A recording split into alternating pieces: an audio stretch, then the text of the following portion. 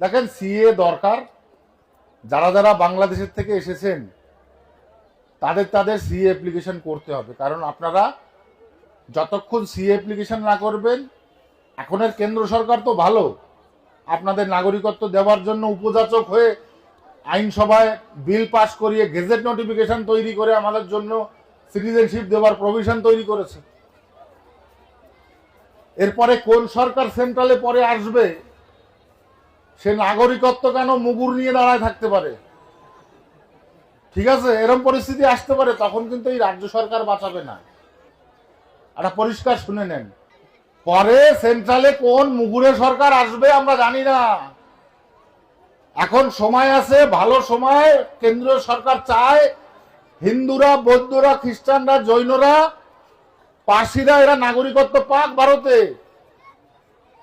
কই কংগ্রেস সরকার তো এতদিন ছিল, আমাদের তো নাগরিকত্ব দেওয়ার কথা ভাবেনি।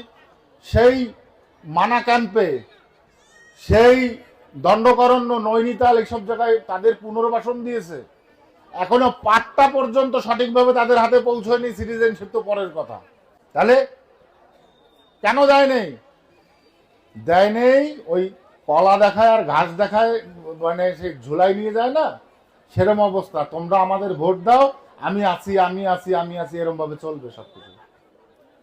সিটিজেনশিপ নেওয়া ভারতবর্ষে জরুরি, এটা কোনো রাজনৈতিক বিষয় নয়।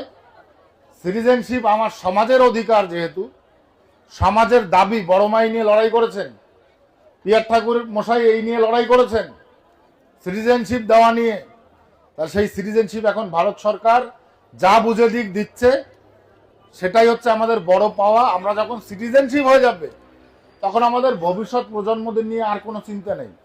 আর যারা এখানে জন্মগ্রহণ করেছেন, তাদের তো সিটিজেনশিপের কোনো প্রশ্নই আসে না নেওয়ার, কারণ বাই বার্থ, ন্যাচারালাইজেশন, জন্মসূত্রে সাধারণতন্ত্র হিসেবে আপনার প্রাপ্য সেটা। তাই আপনি নাগরিকত্ব পাবেন এখানে জন্মালে, ওটা নিয়ে আপনার অ্যাপ্লিকেশনের দরকার নেই। কিন্তু সশরীরে যারা বাংলাদেশ থেকে এসেছেন, তাদেরকে নাগরিকত্ব অ্যাপ্লিকেশন করতেই হবে বাধ্যতামূলক।